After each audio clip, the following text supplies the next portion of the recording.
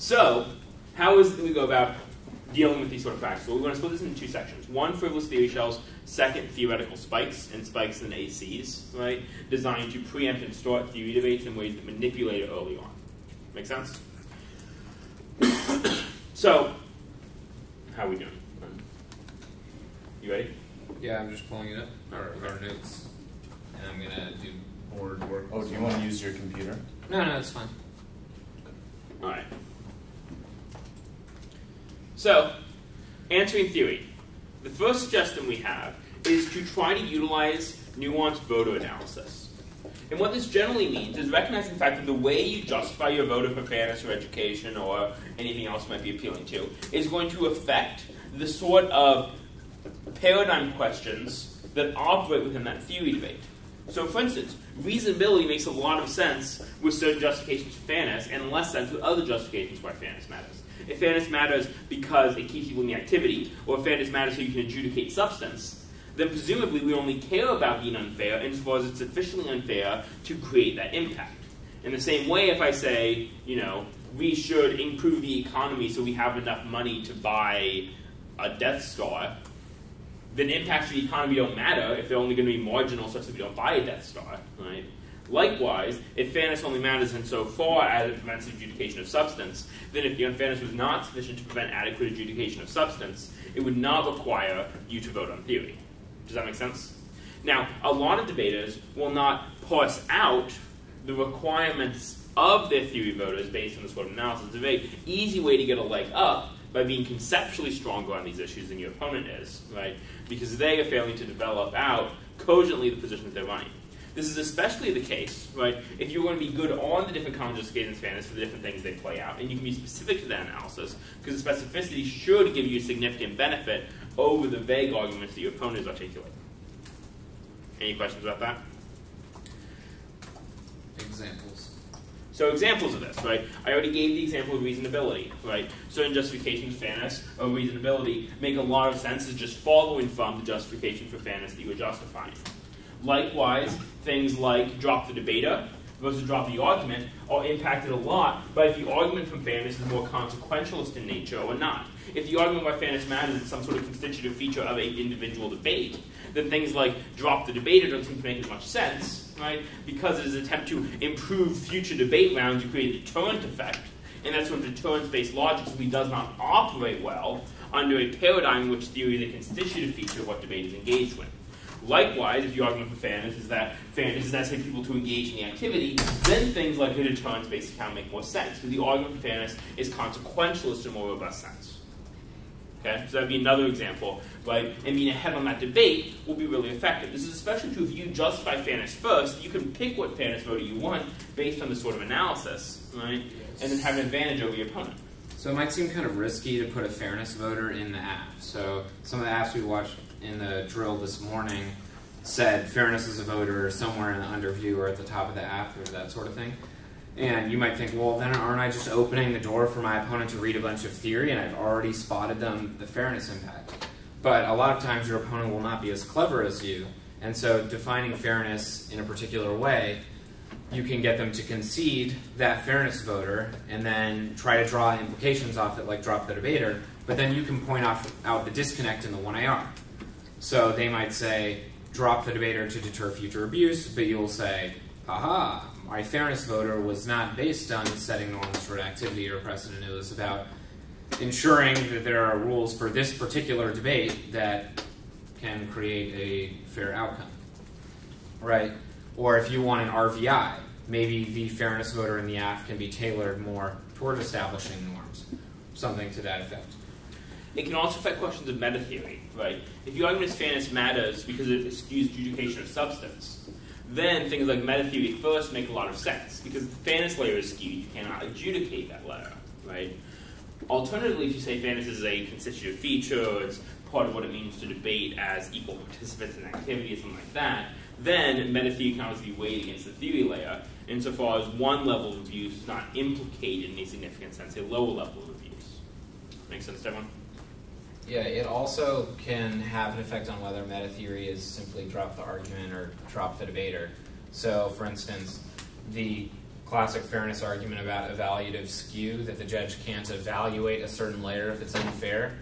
That seems like a reason on meta-theory that we would not evaluate the theory argument at all. But if we don't evaluate the theory argument, then we can resolve the debate normally through a case debate, right? So because we no longer have reason to think case is skewed. The reason theory mattered was because it skewed something. But if we don't have reason to think theory is, if theory is skewed, we can't assess case debate. No, we can't. But we can't assess the theory debate, right, which tells us that the case debate is skewed. So then we can go back to the case debate. Does that make sense? If we have an NC, really quickly, if we have an NC, we have theory, we have meta-theory. Theory told us we can't evaluate the NC because it's unfair. Meta-theory tells us we can't evaluate theory because it's unfair. So that takes out the theory argument. Now we can evaluate the NC. So that sort of skew warrant changes how we look at meta-theory. But if we care about fairness for more value-based reasons or any other reason than skew, we might think that there are good reasons to vote. But the skew argument alone would not make that reason to vote. Does that make sense? Just because like theory is skewed, why does that mean like the NC isn't also skewed? Because the only have reason no reason to assume it. Okay. But we know default to the assumption something is skewed, absent reason to believe it is. Okay.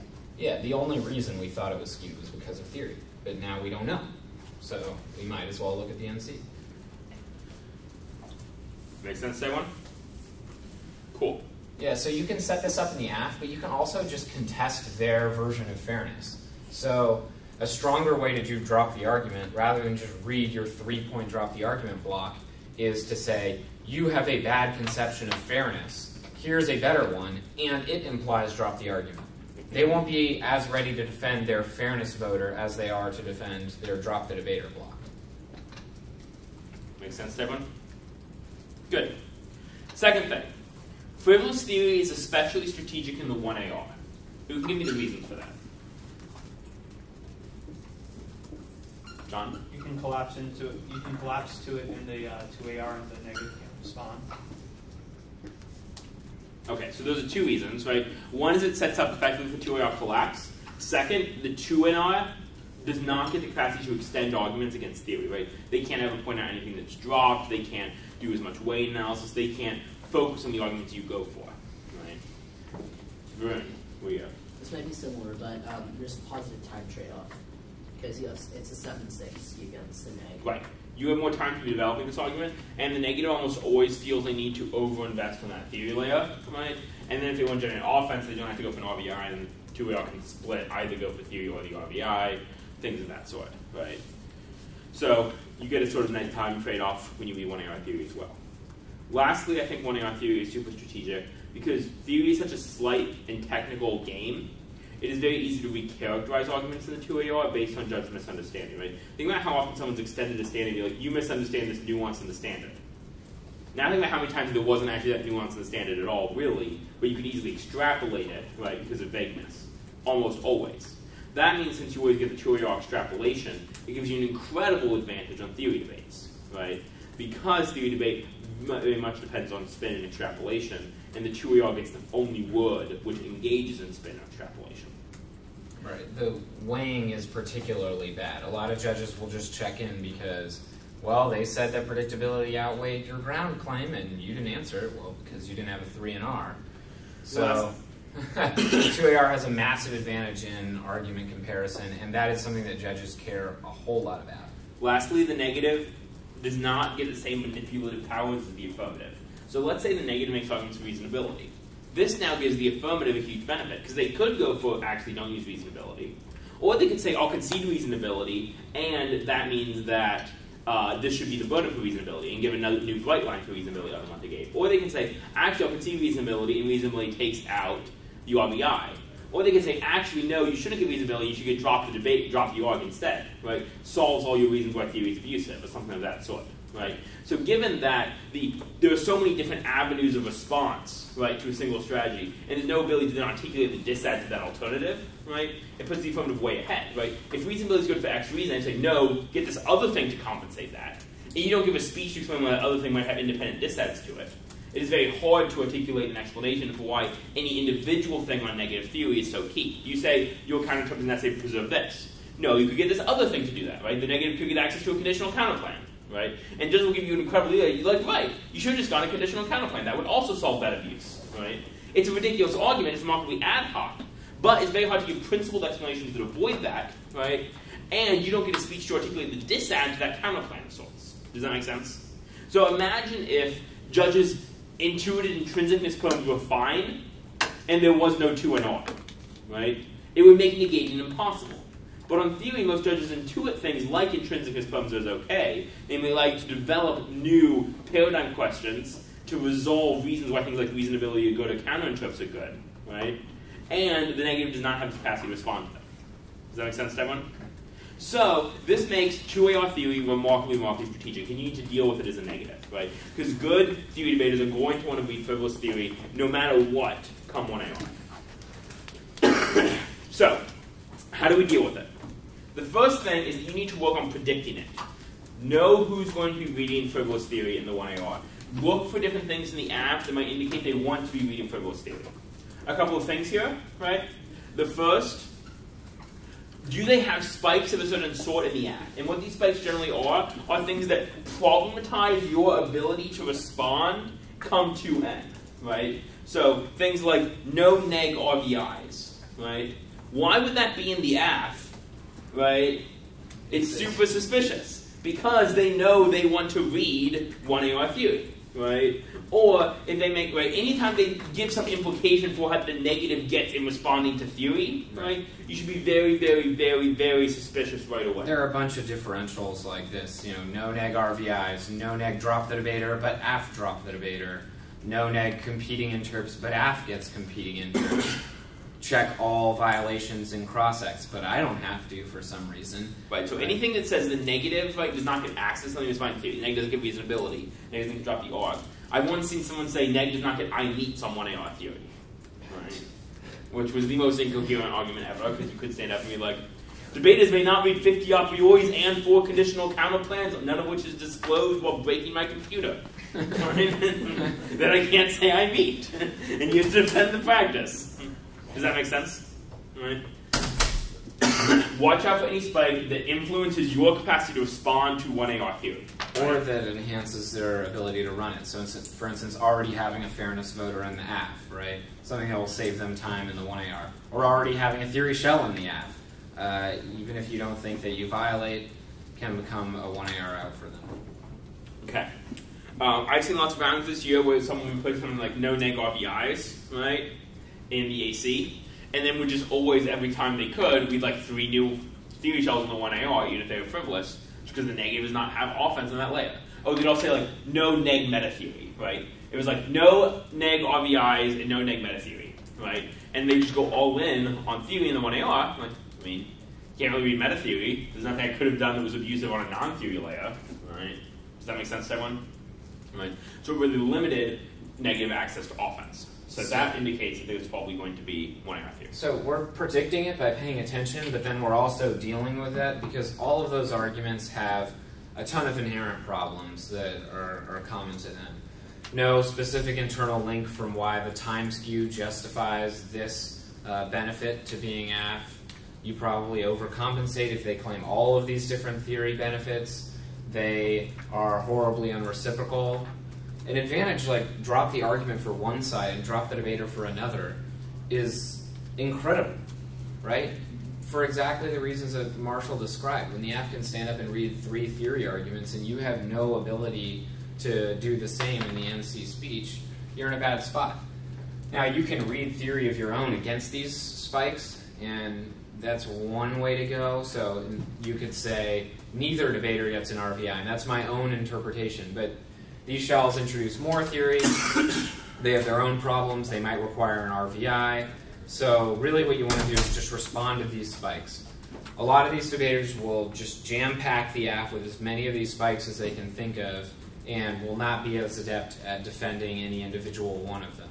So rather than saying spikes bad or pursuing a grand theory strategy, when you see something like no neg RVIs in the AF, you want to say not reciprocal, no link from time skew to RVIs. And the third argument, it creates, I guess, absurd scenarios where the 1AR can read a bunch of frivolous theory to just mess with the 2NR strategy. Yeah. And those three arguments combined should be enough to deal with this type of spike, but you should also have them prepped, have a block ready to go. Very common for theory debaters these days to do these strategies. We'll talk more about responding to spikes in the second half of this lecture. Yeah. That's important stuff to think about. Yeah. Okay. So now we know how to identify it, right? What debaters tend to do this, signs in the app that they want to do this, right? Oh, one last thing here, right? Does your negative strategy tend to force this as the out, giving comparative skill differential? So if you know that this debater doesn't want to engage you on the framework layer, and your strat was a short, basically interminable NC in 7 minutes of framework arguments, they're going to go for 1 out here. It's just going to happen, right? You can make predictions of that sort as well. Yeah, if your strategy is a plan-inclusive counterplan, you can bet someone who is already inclined to read theory is going to just take the bait and do it. So, if you're afraid of these theory debates or 1AR theory, or you've let them set up all this stuff in the app, then you need to pay attention to what else you're doing in the NC that could encourage them to read 1AR theory. So, how do you defend against 1AR theory? Right? A couple of things here. First, preempt in the NC if you think it'll be helpful, right? So this last year when I was coaching for Varun, if we would hit like PV Peninsula, like one of their top debaters, we would often put a underview to our NC that was just arguments about theory, right? So it'd be like theory. So we're not going to read theory. We don't want to have a theory debate, right? So it'd be like theory should be evaluated through reasonability, right? X, Y, or Z reasons, and theory should be a question to drop the argument, X, Y, or Z reasons, right? And preemptive analysis about why the choice of negative strategy we went for was uniquely fair, right? And we would put that preemptively in the app and the NC because we knew it was going to save us a lot of time trying to develop that in the 2NR and give us a speech where we're doing like dropping, you mishandle, you misexplain, right? We get a speech where we're extending stuff we know we really want to be selling. We're going to be like, you concede, right? We get all the emphasis of you mishandle this argument. We need to do that comparison with actual arguments that are being extended rather than arguments we're first generating.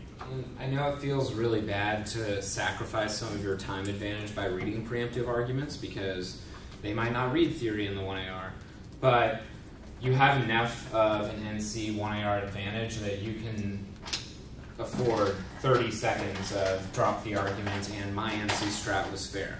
Especially because the comparative advantage they get on time by reading 1AR theory is greater than the comparative advantage you lose by spending 30 seconds preempting that if they choose to read 1AR theory. Also, it might just deter them from reading it. Right? If you have a lot of this stuff in your app or in your NC speech, the 1AR might think it's just not worth the investment. It's a lot easier for them to justify when they can just read a 30-second or 20-second shell and get it out there, but when they have to go through all this, it becomes a 1-minute investment for their 1AR, and they have other stuff to do. Now, this should not be the sort of stuff which it's easy to run theory on itself, right? Often people like in apps will put in spikes, and those spikes are themselves probably abusive. So that should definitely not be what you're doing if you're trying to develop this sort of strategy in the end. So for instance, one defensive spike is CX checks. You have to ask me about all your theory interps, and people thought this was a good idea because, oh, we can avoid the theory debate if we just talk in cross-X. And while well-intentioned, that spawned more theory debates over time as people found that spike itself to be problematic. So doing stuff in the NC should be really inoffensive ways to defend against theory, not creating a new burden for them, not justifying an RPI for yourself. None of this stuff really helps you to deflate the theory debate. Second, you should be ready to go on 1AR and 2NR specific justifications for paradigm issues. So you should have a 1AR theory specific reasonability arguments, right? Saying 1AR theory uniquely should be evaluated through reasonability, right? You should have arguments saying 1AR theory uniquely should be aired neg on, right? And you should use the specific things about 1AR theory that make it so problematic as those justifications. Because that way, when they do all the things which make 1AR theory so strategic, like reconceptualizing your arguments, trying to give you new analysis, right? You already have in the NC built-in corrections to that sort of analysis and idea, right? It also allows you to do preemptive weighing in the 2NR based on advantages of specificity. I'm specifically scenario specifically engaged in here, which will allow the judge something very clear for them to weigh for you. The judge is not going to want to do weighing for you that's something very vague, like, I think this is a bigger impact if they have explicit weighing. Problem is, you don't have the two-way to be weighing against. You don't know what it's going to look like. So you need more stuff to qualitatively discriminatory. Things like, this is specific to this speech, which a judge is more likely to give you leeway on, which will also help you control the internal links back to the arguments to think why things like competing interpretations are good, because that's going to be important for the judge resolving this in your favor. Any questions about that? Good. Yeah, so that's kind of the next level. The first thing that you want to do to preempt is just have your drop the argument block. But if you want to really crush the 1AR in terms of time, make them waste prep to answer really specific arguments for why 1AR theory is bad. Their drop the debater warrants won't interact with those nearly as well, and it'll be a lot easier for you to convince the judge that you have higher quality specific arguments than 200. Yeah. All right, next thing, right, generic thing for dealing with frivolous theory is smart counterinterps. Okay? Counterinterps are incredibly important to dealing with frivolous theory, right? Because they allow you to A, resolve a lot of offense, and B, articulate unique advantages. Now, in general, there are two overarching counterinterp strategies, right? One, which I call the Venn diagram strategy, and one which I call the pimple strategy. Okay? So, to illustrate, they look as follows. Do you want red? Sure. A standard theory shell, such as, let's say it's an AFC shell, right? The negative may not read an alternative ethical theory, right? It delineates, right, a certain set of practices which we say you can engage in. This is every negative strategy which does not involve reading your own theory, right? One form of counterinterpretation says, you're right, that is generally good, but we should make an exception in this instance. So I can test the framework if your framework is poles, right? Or I can test the framework if your framework does X, Y, or Z, and you have the following practices in case, right? And give specific reasons why in this situation uniquely, right, this is a good idea. It means that you don't have to contest, right, that all of this is bad. Right? You can say, you're absolutely right, the vast majority of rounds you should not have a framework debate. Framework debate's off for all these reasons, but in this one situation it's necessary for this purpose. Okay? The advantage of this is it allows you to co-opt a lot of their offense, right, and refocus the debate on something very, very narrow. The disadvantage is a lot of your best arguments you now can't make, because you can't say, like, Phil education good, because it's not as though this is really going to increase Phil education at all. Does that make sense? An alternative counterinterpretation strategy is one that says something like, is that? Okay. An alternative counterinterpretation strategy is one that tries to co-opt a swath of the ground but still maintain sufficient difference so as to create significant alternative standards. So against AFC, this might be something like the negative may contest either the AC framework or the AC contention, but not both. Right? If they're going heavy for like this reciprocity argument, you mitigate a massive portion of my speech. You're like, no, I give you one of the two sections of your speech. You have to defend one of them. Does that make sense? And so maybe I'll solve back to some of their offense while still preserving enough discrete ground to give a significant alternative standard to something like Phil education is really, really good. Make sense to everyone? These two strategies are very different because you can read something like Phil education good as an advantage to the Venn diagram strategy, but you can't read Phil education good as an advantage to the pimple strategy because you don't massively increase Phil education. This is something that's uniquely available to you and to decide between these two different types of debate when you are engaging in counterinterps. Because you can either go for a more general, your interp is bad because it excludes massive questions as a sort of norm-based question, right? Or you can go for a, this particular practice is good. So you can either go for norms are relevant, my counterinterpretation solves all your norms, it's just down to this one thing. Or you can say your interpretation is too large, it excludes relevant things, because very few judges are going to be like, well, yeah, your interp does say all this bad, but I really think it was just only this specific instance, right? Judges are more likely to accept a normed implication of an interp, right, of this sort than to say that they have to defend a... So, if I say no plans, right, then most judges are going to say, yeah, that means no plans, right? If I say plan's bad, it might be implausible to say, because you could read this really abusive plan that they didn't read. But most judges are going to allow me to say, yeah, but your plan's bad wouldn't allow me to read this one plan that's particularly good. Does that distinction make sense? So there's generally a more norms-based restriction on the interp if it's broad than on the practices of the negative, which you can solve via counterinterps. So that's what allows you to choose between these two strategies, or in theory, if you want to go for both, right, and have two counterinterpretations, each of which have these unique strategic benefits. That's generally not recommended because judges get confused. right? I think with some of the better theory judges that having multiple counter-interpretations is okay. You can think of it kind of similarly to having multiple counterplans to solve their advantages in different ways. I think maybe there are meta-theoretical reasons why this is problematic, but no, I think it's something to keep in mind, and if someone does this, to have a knowledge that this is a possible way to engage theory. But do those two broad strategies make sense, right? And how the sort of strategic elements differ?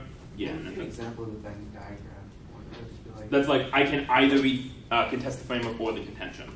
So it agrees that a lot of these things, all the ground where I contest both is still unfair, right? I can see that I don't want to grant all of that. But I do grant this larger portion of alternative ground, which I'm going to claim benefits to, right? Of which my NC is a practice, for instance. Yeah, so someone reads plans bad. The pimple strategy would be to say, but only my plan is fair. My plan is the only one that is legitimate. The Venn diagram strategy would say, all right, I'll agree that all plans are bad, but there is some set of plans that we should allow and some set of general affirmations that we should allow. Right, so those would be things like plans if they defend multiple countries, right, on one of these previous topics that are kind of vague, right? You could solve back for a lot of the negative theory arguments that way. Make sense? Yeah, it's worth noting that this kind of the pimple strategy has been maligned a little bit in the development of policy theory because it has been kind of a cheap shot on topicality debates where people say, okay, fine, this huge amount of AFs that you've said that are interpreted according to one definition are bad, but our AF can be the only one that's topical, and then they don't actually expand the bubble, they just say, none of that, it's just this, that's good. And that solves a lot of their limits and other types of standards. And it's a pretty silly argument. But they say, so, analogous to only my plan is the fair plan to read. They say only our AF is the topical AF. So the structural difference between this is that here you're going to generally use something specific about this round to explain why we really need this option, as opposed to just why the artificial limitation that my inter provides solves to things like limits. Yeah, but one of the problems that applies to the policy argument that also applies to Pindell strategy is that it's just unpredictable. Why should I be able to engage framework debate only if it's polls? Seems like something that no one would have thought coming into the debate would be an interpretation they would have to abide by. Does that make sense? So I think that there's a sense in which the Venn diagram approach is a little more systematic. Definitely less ad hoc. Yeah, but maybe a little more predictable than as a theory argument than the pimple approach. People won't be ready for, yes, but only in the case of polls can I contest framework. Lastly, if you're going for a pimple strategy, you should be making a sort of intuitive push that articulates theory as really an indite of your practice as opposed to an indite of general patterns of debate behavior. Where you say, I can only lose the debate if what I did was actually unfair. Right? And it really is not unfair to contest the polls framework, let's be real. Right? And so you want to sell that this particular practice that you engaged in is not problematic, even if it might be part of a broader pattern which has certain unfair elements to it. Right. Random grand strategy interjection. I think you can think of the pimple strategy roughly the same way you think of like going left on the K debate, right? So even if sometimes it's not the truest of arguments, it can be extremely strategic given the context laid out by the first theory shell. So all the same strategic insights you would make about when is it right to go left on the K might be similar to the strategic insights of when is it right to pursue the pimple strategy. Okay. In terms of ways to execute the pimple strategy specifically, right? One useful thing, right, is if they're going to meet some frivolous shells, like you do this frivolously abusive thing, right? One thing that I also have had debaters do is to plank counterinterpretation.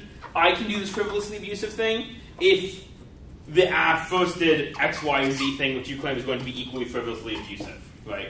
So they find some minute thing the NC did that was frivolously abusive. You say, yeah, but there was this frivolously abusive thing the app did. I should be able to do this frivolously abusive thing to make up for your frivolously abusive thing. Does that make sense? So, for example, they say you have to specify the industry in which the living wage law is implemented, and then you say, I don't have to specify the industry if you did not specify the industry in which the living wage does not exist in the status quo, or you didn't have an advocacy text that had those same components, or something. So if they read like net must read a counter plan, right? And you're like, I don't have to read a counter plan if the app didn't spec XYZ random thing, right? That was frivolously abusive in the sense of it slightly maligned NC strategy, so we should slightly malign 1AR strategy. Does that make sense? Generally, like you can have versions that aren't very ad hoc that seem to get an actual reciprocal relation. That's kind of hard to do. It's just a way to use the pimple strategy to generate comparative offense, right? Which doesn't require you to read your own frivolous theory against the app as a reason to vote against them, but can still use the fact that everyone's probably doing things marginally unfair in order to mitigate the fact that you should lose for having done something marginally unfair. The argument is, I should be allowed to be marginally unfair, because let's be real, you're also marginally unfair, right? Everyone is marginally unfair in that sense, and so we to articulate under a view of competing interpretations why that marginal unfairness is not a reason to vote against you. And it tends to work well with the pimple strategy, because then, right, all of the, right, under a strong competing interpretations paradigm, everything that's sort of bad at your theory shell is in some sense self-imposed by their choice to do something marginally unfair in the first place. Other aspects to smart counterinterpretations. You can index, right, based on different out-of-the-round practices you engage in, things like if it's disclosed, right, or if X, Y, or Z other criteria, right. These can often be useful, right, to have sort of additional planks, right. It can often help solve things like predictability claims, stuff of that sort, right, in a useful fashion.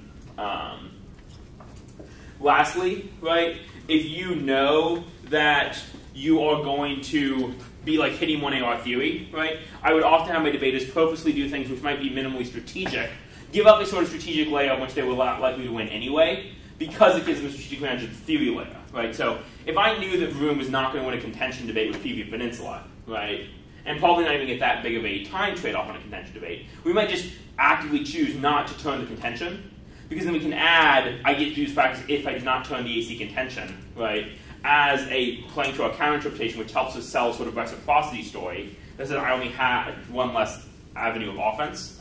Because losing that strategic advantage on the contention debate, given that we don't really care about the contention debate, is worthwhile if it gives us a strategic advantage on the theory debate where we think that we might actually lose the round. Does that make sense to everyone? And so you can choose to engage in certain practices which might in theory be unstrategic, but in the particular round of who you debate and who the judge is, something that you would not have really cared about going for, right, in order to give a leg up on your capacity to formulate counterinterpretations.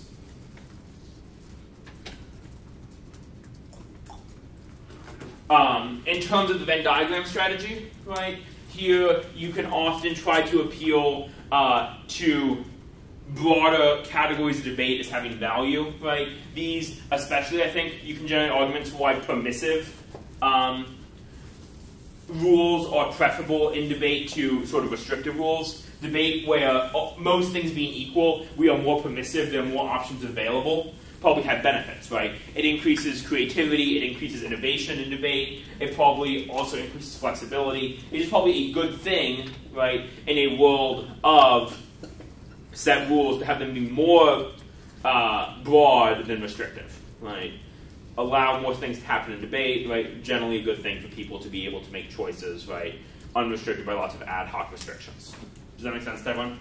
Right? So that's something you can often utilize under sort of competing interpretations paradigm, which articulates why, even if you want to interpret it's marginally better, a general permissive is other things being generally equal, not perfectly equal, but in general equal, you prefer the permissive option. And you should have ready to go reasons why permissivity is good on theory debates, other things being equal, because that'll be a valuable standard you can read to almost any counterinterpret, which is just really nice.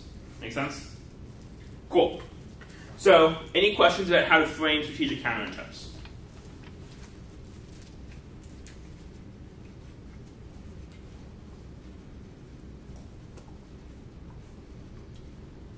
No? I mean, we just did a lot of stuff. We all get it? Okay. Next thing, right, the use of reasonability. Okay? So a couple of different strategic dimensions to using reasonability. The first thing for reasonability is that it is useful to include some sort of bright line, right? Include a bright line because you know what answer everyone's going to make to reasonability, which is no bright line. So we don't know how much reasonableness is too reasonable, right? Include a bright line, right? Just do it. It makes life easier, right? Yeah. What about like gut check reasonability? Okay, well then you don't include a bright line, except if you do, it's just a different type of one, right? So then you say the bright line is what the judge regards as reasonable. I have a better answer to that question. Don't say gut check reasonability. I kind of like gut check reasonability. In front of Marshall, maybe. In front of most judges, no. Yeah. How would you go about stating a bright line? Right. For bright lines, right? A couple of different strategies to create bright lines. First, create bright lines by indexing to the justification for the voter. I've talked about this before, right? If fairness matters so people don't leave the activity, you have to prove it's sufficiently unfair to cause people to leave the activity, right? There's an implicit bright line created by the reason fairness matters, right? Second, you can say the bright line exists in relation to some disad, right, that theory practices have, right? So this might be something like theory, right, trades off with substance in some way. So you have to prove it is sufficiently problematic so as to outweigh the benefit that we lose from having a theory made in the first place. I actually don't think this makes a lot of coherent conceptual sense, but it's something that's worked pretty well this last year. Various people winning reasonability debates via this sort of argument. There's a sort of intrinsic disad to theory, and you have to weigh the sufficient to prove pieces greater than the social cost of reading the theory argument in the first place as the implicit theory argument. This is, I think, especially useful simply in a world where so many judges think that the current practices of frivolous theory are so bad. Because what you can add to this is say, now you don't even have to weigh this theory shell against this particular theory shell, but you can say you have to weigh the abuse that I cause against the general practice of frivolous theory and the general disad to frivolous theory, which says so many judges right now are kind of like frivolous theory is awful, they're going to give you a lot of weight to how strong that disad is. So they have a really kind of silly hyper-specification argument, like you specified the dollar amount, but not the cents amount of the living wage that will set it up. It could have been anywhere within $10 or something like that, or how is it indexed to inflation? You get the idea. You don't just prove that not specifying that is good. You also get to prove that the inherent harm of introducing theory is a cost and a benefit to your counter-interpretation. It's a cost to their interpretation, a benefit to yours. It's not, well, so to clarify, it's not a benefit to your interpretation, it's the reason why your interpretation is reasonable, right? Well, it's the reason why, even if there is a slight disad, it's not enough to be a reason to vote against. I will say there are significant differences in the way that you index for inflation, though. CPI is probably the best method. Yeah, I think everyone's in agreement on that. Well, it depends if you believe that. I'm apathetic towards the issue. It depends, kind of on your higher level theory of what you believe is relevant. Everyone that use a basket of goods that are relevant. Well, okay. Everyone I'm friends with uses CPI. Yeah, CPI is great. The inherent DA to theory argument has some issues with it. So Marshall said conceptual problems. I think if you're dealing with frivolous theory, you really need to convince the judge that theory itself can be abusive, and you can say, you don't want to say just because, it skewed my time, or I had to answer it, or it prevented us from getting to substance debate, although that one is probably a little bit better.